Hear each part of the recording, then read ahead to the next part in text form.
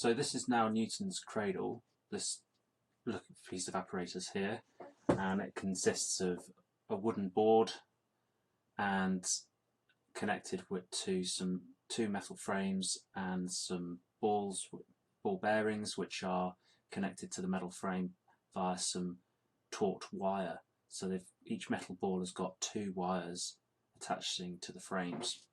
And what we're going to have a look at is we're going to first of all see what happens if we lift one of the balls here, what's going to happen when it hits the rest of the balls. So you can have a look at this simulation here. We can see that with one ball you get conservation of momentum and one ball goes up the other side. Okay, pretty straightforward. As common sense, it's what you would expect. Okay, let's have a look now with two. Can you guess what's going to happen with two balls lifting two balls up? Reckon two balls are going to go? Yeah, that's probably correct, and we can see there that's absolutely what we get.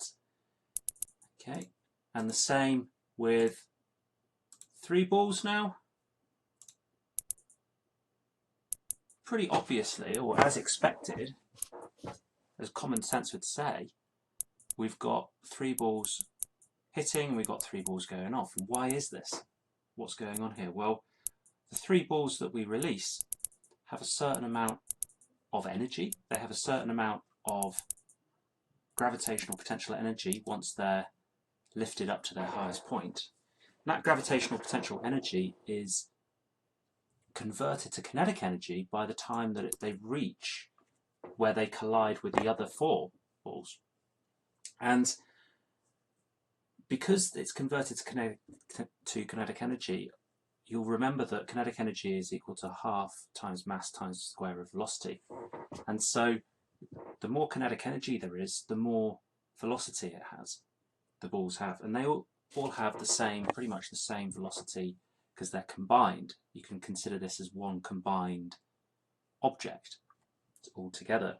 So it's got an average velocity of the three balls, and there's a total mass of the three balls. And that average velocity times the total mass is its momentum. So the more mass there is, the more balls there are, the more momentum it's going to have. And the velocity will depend on the kinetic energy, and the velocity will therefore depend on the gravitational potential energy. So the height that you raise them, the other three are going to go to exactly the same height due to conservation of energy. So you've got sort of two principles going on here, conservation of energy and conservation of momentum. So the momentum is mass times velocity. So the mass, if the velocity is the same, the mass has to be the same as well. So the velocity of both sets of three ball bearings is equal on each side, and therefore the mass has to be equal to conserve momentum. Now, in reality, if we did this with a true Newton's cradle, then over time the energy would dissipate as sound, you can hear the sound, and as heat, and it would eventually slow down, so the balls would not go as high, there wouldn't be as much energy retained in the system, and it would come to a standstill eventually. But this is just a simulation, so this one will keep on going. So if we do it with four balls now, let's just reset this.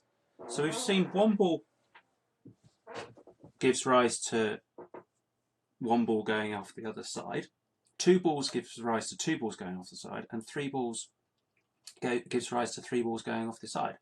So what do you think would happen to if we take four balls? But there's only three balls here, so we can't have four balls going off the side, or can we? Let's see what happens. Aha! So we do, in fact, have four balls going off the side. One of the balls that was initially raised up is continuing to travel up because that momentum has to be conserved. If it just pushed three balls away, then the momentum wouldn't be conserved. You'd have started off with more momentum than you had at the end.